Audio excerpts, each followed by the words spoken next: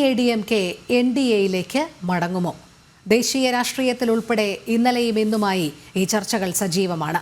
തമിഴ്നാട്ടിലെ ജനങ്ങളുടെ പ്രശ്നങ്ങളാണ് BJP നേതാക്കളുമായി ചർച്ച ചെയ്തതെന്ന പ്രതികരണമാണ് എടപ്പാടി പളനിസ്വാമി മാധ്യമങ്ങളോട് നടത്തിയത്. എന്നാൽ സഖ്യ ചർച്ചകളാണ് നടന്നതെന്ന് NDA വൃത്തങ്ങളും സൂചന നൽകുന്നു.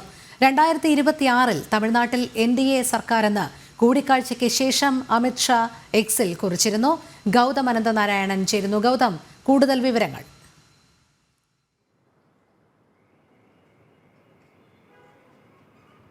രോഹിണി, ഇന്നലെ രാത്രിയാണ് ഡൽഹിയിലെ കേന്ദ്ര ആഭ്യന്തരമന്ത്രി അമിത് ഷായുടെ കൃഷ്ണമേനോൻ മാർഗിലെ ഔദ്യോഗിക വസതിയിലെത്തി എടപ്പാടി പളനിസ്വാമി കൂടിക്കാഴ്ച നടത്തിയത്. അദ്ദേഹം നിലവിൽ ഓൾ ഇന്ത്യ അണ്ണാ ദ്രാവിഡ മുന്നേറ്റ കഴകത്തിൻ്റെ ജനറൽ സെക്രട്ടറിയും അതുപോലെ തന്നെ തമിഴ്നാട് നിയമസഭയിലെ പ്രതിപക്ഷ നേതാവുമാണ്. ഈ കൂടിക്കാഴ്ച 45 മിനിറ്റ് നീണ്ടുനിന്നു.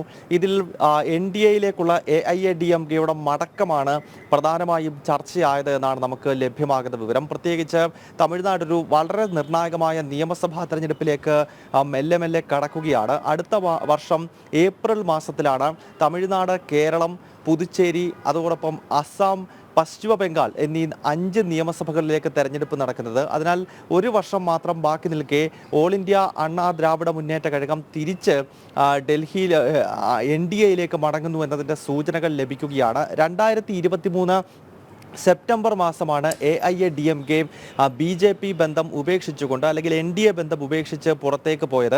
പിന്നീട് 2024-ൽ നടന്ന ലോക്സഭാ തെരഞ്ഞെടുപ്പിൽ വലിയ തിരിച്ചടി AIADMKയ്ക്ക് തമിഴ്നാട്ടിൽ നേരിടേണ്ടി വന്നു. അതായത് BJPയുമായി സഖ്യമില്ലാതെ ഒറ്റയ്ക്ക് മത്സരിച്ചു കഴിഞ്ഞാൽ കാര്യമായ ഒരു ചലനവും AIADMKയ്ക്ക് തമിഴ്നാട്ടിൽ രൂപപ്പെടുത്താൻ കഴിയുന്നില്ല എന്ന കൃത്യമായ ബോധ്യം കഴിഞ്ഞ ലോക്സഭാ തെരഞ്ഞെടുപ്പിലൂടെ ഉണ്ടായി. അതിനാൽ AIADMKയിലെ പ്രമുഖ നേതാക്കളെല്ലാം തന്നെ BJP സഖ്യമുണ്ടാക്കണം, എങ്കിൽ മാത്രമേ വരുന്ന നിയമസഭാ തെരഞ്ഞെടുപ്പിലെങ്കിലും അധികാരത്തിലേക്ക് തിരികെ എത്താൻ 10 വർഷത്തെ ഇടവേളയ്ക്ക് ശേഷം തിരിച്ച് അധികാരത്തിലേക്ക് എത്താൻ കഴിയുകയുള്ളൂ എന്ന വികാരമാണ് പാർട്ടിക്കകത്തുള്ളത്. ഈ ഒരു പശ്ചാത്തലത്തിലാണ് ഇന്നലെ രാത്രി എടപ്പാടി പളനിസ്വാമിയും കൂട്ടരും ഡൽഹിയിലെത്തി കേന്ദ്ര ആഭ്യന്തരമന്ത്രി അമിത് ഷായെ കണ്ടത്. രോഹിണി, ശരി, ഗൗതമാണ് വിവരങ്ങൾ നൽകിയത്.